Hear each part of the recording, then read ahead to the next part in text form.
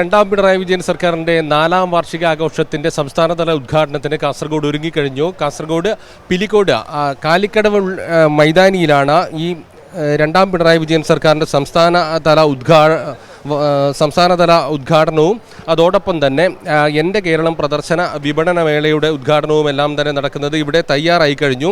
ഇപ്പോൾ ഞാൻ നിൽക്കുന്നത് പ്രദർശന വിപണന മേളയുടെ തുടക്കത്തിലാണ്. ശരത്ത് സൂചിപ്പിച്ചതുപോലെ തന്നെ കേരളത്തിലെ ജനങ്ങളെല്ലാം തന്നെ വളരെ ആകാംക്ഷയോടുകൂടി ഉറ്റുനോക്കുകയാണ്. കഴിഞ്ഞ കാലയളവിൽ പറഞ്ഞ കാര്യങ്ങളെല്ലാം തന്നെ ചെയ്ത് പൂർത്തിയാക്കിയ സർക്കാരാണ്. കേരളത്തിൽ 2016 മുതൽ സമാനതകളില്ലാത്ത രീതിയിലുള്ള വികസനം നടക്കുന്നു. ആ വികസന മുന്നേറ്റ ചരിത്രമെല്ലാം തന്നെ അടയാളപ്പെടുത്തിക്കൊണ്ട് വിവിധ വകുപ്പുകൾ നടത്തിയ പ്രവർത്തനങ്ങളെല്ലാം തന്നെ കൃത്യമായി ജനങ്ങളിലേക്ക് എത്തിക്കുന്നതിന് വേണ്ടിയുള്ള സജീവമായ ഇടപെടലുകളാണ് നടത്തുന്നത്. നേരത്തെ അല്പസമയം മുമ്പ് മന്ത്രി എ കെ ശശീന്ദ്രൻ സംസാരിച്ചപ്പോൾ ഇത് കേവലം വാർഷികാഘോഷമല്ല, അല്ലെങ്കിൽ ഏതെങ്കിലും തരത്തിലുള്ള പ്രദർശന വിപണന മേളയല്ല, സംസ്ഥാന സർക്കാർ ചെയ്തുകൊണ്ടിരിക്കുന്ന കാര്യങ്ങളുടെ എല്ലാം തന്നെ സമഗ്രമായ ഒരു വിലയിരുത്തൽ കൂടിയാണ് ഇത്. ഇനി ഭാവിയിൽ എന്തൊക്കെ കാര്യങ്ങൾ ചെയ്യാനുണ്ട് എന്നുൾപ്പെടെയുള്ള പ്രവർത്തനങ്ങളാണ് ഈ പരിപാടിയുമായി ബന്ധപ്പെട്ട് വിലയിരുത്തുന്നത് എന്നാണ് മന്ത്രി എ കെ ശശീന്ദ്രൻ പറയുന്നത്. അതുകൊണ്ട് തന്നെ കേരളത്തിലെ ജനങ്ങളാകെ തന്നെ ഉറ്റുനോക്കുകയാണ് കാസർഗോഡ് കാലിക്കടവിലേക്ക്. അപ്പോൾ എൻ്റെ കൂടെ ഈ നിമിഷം ഒരു വളരെ പ്രധാനപ്പെട്ട ഒരു സ്പെഷ്യൽ ഗസ്റ്റ് കൂടി ചേരുന്നുണ്ട്. സിനിമാ താരം പി കുഞ്ഞികൃഷ്ണൻ. മലയാളികൾക്ക് പരിചയപ്പെടുത്തലുകൾ ആവശ്യമില്ലാത്ത കുഞ്ഞികൃഷ്ണൻ മാഷാണ് ഇപ്പോൾ കൂടെയുള്ളത്. മാഷേ, 2016 അധികാരത്തിലെത്തിയ LDF സർക്കാർ വീണ്ടും ഒരു ടേം കൂടി വന്നു. രണ്ടാം സർക്കാരിൻ്റെ 4ാം വാർഷിക ആഘോഷമാണ് നടക്കുന്നത്. മാഷിൻ്റെ സ്വന്തം നാട്ടിൽ കൂടിയാണ് ഈ പരിപാടി നടക്കുന്നത്. സംഘാടകൻ കൂടിയാണ് മാഷ്. ഈ അവസരത്തിൽ ഈ നിമിഷത്തിൽ തോന്നുന്നത് 2016 വന്ന LDF സർക്കാർ ഓരോ വർഷവും അതിൻ്റെ പ്രോഗ്രസ് റിപ്പോർട്ട് അവതരിപ്പിച്ചു. അത് വളരെ പ്രധാനപ്പെട്ടൊരു കാര്യമായിട്ട് എനിക്ക് തോന്നുകയാണ്. എന്ന് പറഞ്ഞാൽ നമ്മൾ പറഞ്ഞ കാര്യങ്ങൾ നടപ്പിലാക്കുന്നു, പറയൽ മാത്രമല്ല നടപ്പിലാക്കുകയും ചെയ്യുന്നു. നടപ്പിലാക്കി കഴിഞ്ഞാൽ എന്തൊക്കെ നടന്നിട്ടുണ്ടെന്നുള്ളൊരു പ്രോഗ്രസ് റിപ്പോർട്ട് ജനങ്ങളുടെ മുമ്പാകെ അവതരിപ്പിക്കുന്നു. അതിലുള്ള ചോദിക്കുകയും അവരിൽ നിന്ന് കാര്യങ്ങൾ മനസ്സിലാക്കുകയും ഇനി എങ്ങനെ മുന്നോട്ട് പോകണമെന്നതിനെക്കുറിച്ചൊരു നല്ലൊരു വ്യക്തത ഉണ്ടാക്കാനും ശ്രമിക്കുന്നു എന്നല്ല. അതിൻ്റെ ഒരു ഭാഗമാണ് ഇപ്പോൾ ഈ 9 വർഷം പൂർത്തിയാക്കുമ്പോൾ വീണ്ടും കഴിഞ്ഞ വർഷവും അതേപോലെ ആളുകളെയൊക്കെ വിളിച്ചു ചേർത്ത കർഷക തൊഴിലാളികളെ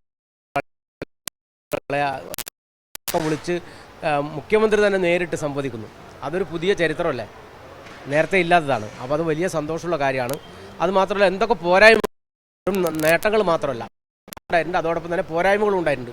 ആ പോരായ്മകൾ തിരുത്താനും നികത്താനുമാണ് ഈ ഒരു സംവാദം എന്ന് പറയുന്നത്. ഇപ്പോൾ 11 മണിക്ക് ഇപ്പോൾ ബേക്കൽ ക്ലബ്ബിൽ പരിപാടി മാഷ് അതിൽ ഗസ്റ്റാണ്, പങ്കെടുക്കുന്നുണ്ട്. നവകേരള സദസ്സിലും പങ്കെടുത്തിരുന്നു.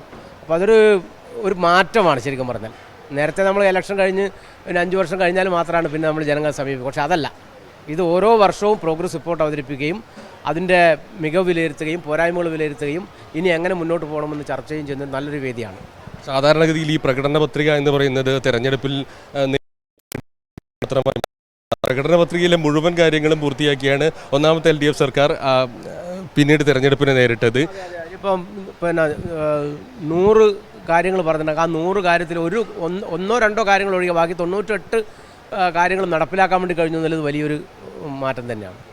മാഷ്ക്ക് ഈ കാലയളവിനിടയിൽ ഏറ്റവും കൂടുതൽ അനുഭവവേദ്യമായ ഒരു വികസനം എന്ന് പറയുന്നത് എന്താണ്, അല്ലെങ്കിൽ ജനക്ഷേമ പരിപാടി എന്ന് പറയുന്നത് എന്താണ്? നമുക്കിപ്പോൾ ഒന്ന് മാത്രമല്ല, ജനക്ഷേമകരമായ ആശുപത്രിയുടെ കാര്യത്തിൽ നേരത്തെ എൻ്റെ നാട്ടിൽ നിന്ന് ആളുകൾ ഗവൺമെൻറ് ധർമാശുപത്രി എന്നാണ് പറയുക. ധർമാശുപത്രി പോകാൻ താല്പര്യമില്ല. കാരണം എന്ന് പറഞ്ഞാൽ അവിടെ നിന്ന് എപ്പോൾ പോയാലും ഒരു വെള്ളം കിട്ടുക.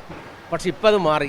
ഏറ്റവും ജനസൗഹൃദ, കയറുമ്പോൾ തന്നെ നല്ല പൂന്തോട്ടമുണ്ട്, അതുപോലെ തന്നെ ഇരിപ്പിടമുണ്ട്, ഡോക്ടർമാരുടെ നല്ല പെരുമാറ്റമുണ്ട്, നേഴ്സുമാരുടെ നല്ല പെരുമാറ്റമുണ്ട്, ആധുനിക സൗകര്യങ്ങളുണ്ട്. ഇനി പ്രഷർ ഷുഗർ പരിശോധിക്കാൻ പുറത്ത് പോകേണ്ടതില്ല. മരുന്ന് നേരത്തെ ചീട്ട് പുറത്തേക്ക് കൊടുക്കുക, ഇപ്പോൾ അങ്ങനെയല്ല. ഇപ്പോൾ ഏത് ആശുപത്രി പോയാലും ഗവൺമെൻറ് ആശുപത്രി പോയാലും ആവശ്യമായ ചികിത്സ കിട്ടുന്നുണ്ട്. എനിക്ക് തോന്നുന്നു ഏറ്റവും കൂടുതൽ ആളുകളിപ്പോൾ ഗവൺമെൻറ് ആശുപത്രികളെ സമീപിക്കുന്ന ഒരു അവസ്ഥയുണ്ട്. വലിയൊരു മാറ്റമാണത് ആശുപത്രി രംഗത്ത്. പിന്നെ സ്കൂളിനെ സംബന്ധിച്ച്, സ്കൂളെന്ന് പറഞ്ഞാൽ നമ്മൾ വെറുതെ പറയുന്നതല്ല. നേരത്തെ ഞാൻ പരിഷത്തിൻ്റെയൊക്കെ കലാജാതിൽ പാടിയൊരു പാട്ടുണ്ട്, അതിപ്പം എൻ്റെ മനസ്സിലെന്ന് പറഞ്ഞാൽ, ഗ്രാമങ്ങളിലൂടല്ലോ ഭാരതമോചനമെന്നു ധരിച്ചവർ നാം, നമ്മുടെ മക്കൾ പഠിക്കാൻ സർക്കാർ കനിഞ്ഞു നൽകിയൊരൗദാര്യം. കാറ്റുള്ളപ്പോൾ സ്കൂളില്ല, മഴയുള്ളപ്പോൾ സ്കൂളില്ല, കാറ്റും മഴയും കൂടി വരുമ്പോൾ പ്രാർത്ഥന മറ്റൊരു ഗതിയില്ല. ഇപ്പം നേരെ വിപരീതമില്ലേ. നേരത്തെ കാറ്റുള്ള അല്ലേ, നമ്മളെ സ്കൂളിലൊക്കെ നിങ്ങൾക്ക് തന്നെ അനുഭവം ഉണ്ടാവും. കാറ്റ് വരുന്നു മഴ വരുമ്പോൾ മാഷ്മാർ പറയും വേഗം സ്കൂൾ വിട്ടിട്ട് കുഞ്ഞിനെ വീട്ടിലേക്ക് എത്തിക്കുകയെന്നല്ല. ഇപ്പോൾ അതല്ല, ഇപ്പോൾ നല്ല ആധുനിക സൗകര്യങ്ങളിലൂടെ നല്ല കെട്ടിടങ്ങളുണ്ടായി. വെറുതെ ഉണ്ടായതല്ല, നല്ല ഇടപെടൽ. അത് ബഹുമാനപ്പെട്ട സി രവീന്ദ്രനാഥ് തുടങ്ങി വെച്ച ഒരു സംഭവം ഇപ്പോഴും വളരെ നല്ല നിലയിൽ. മറ്റൊരു പ്രധാനപ്പെട്ട കാര്യം എന്ന് പറഞ്ഞാൽ ടെക്സ്റ്റ് പുസ്തകം. ഞാൻ ഓർമ്മയിൽ വരുന്ന കാര്യമാണ് ടെക്സ്റ്റ്. 10ാം ക്ലാസ്സിലെ കുട്ടികൾക്കുള്ള ടെക്സ്റ്റ് പുസ്തകം ഇപ്പോൾ തന്നെ കൊടുത്തു കഴിഞ്ഞു, വേനലവധിക്ക് മുമ്പ് കൊടുത്തു കഴിഞ്ഞു. അതൊരു വലിയ മാറ്റമല്ലേ? അപ്പോൾ ശരിക്കും നല്ല ഒരു ഇടപെടലാണ് ഇതിൻ്റെ ഭാഗമായിട്ട് നടക്കുന്നതിലാണ്. ഒരു അധ്യാപകൻ കൂടിയായിരുന്നു. നേരത്തെ നമ്മൾ സ്കൂളിൽ എത്തിക്കഴിഞ്ഞാൽ ഒരു 3-4 മാസം കഴിഞ്ഞ്, ജൂണിൽ ക്ലാസ് തുടങ്ങിക്കഴിഞ്ഞ് 3-4 മാസം കഴിഞ്ഞാലാണ് പൂർണ്ണമായി കിട്ടുക. ഘട്ടങ്ങളാണ്. ഇപ്പോൾ അതല്ല, നേരത്തെ തന്നെ ടെക്സ്റ്റ് പുസ്തകം കിട്ടുന്നു, ആവശ്യമായ പഠനോപകരണം കിട്ടുന്നു, നല്ല ലബോറട്ടറി ഉണ്ട്, നല്ല ലൈബ്രറി ഉണ്ട്.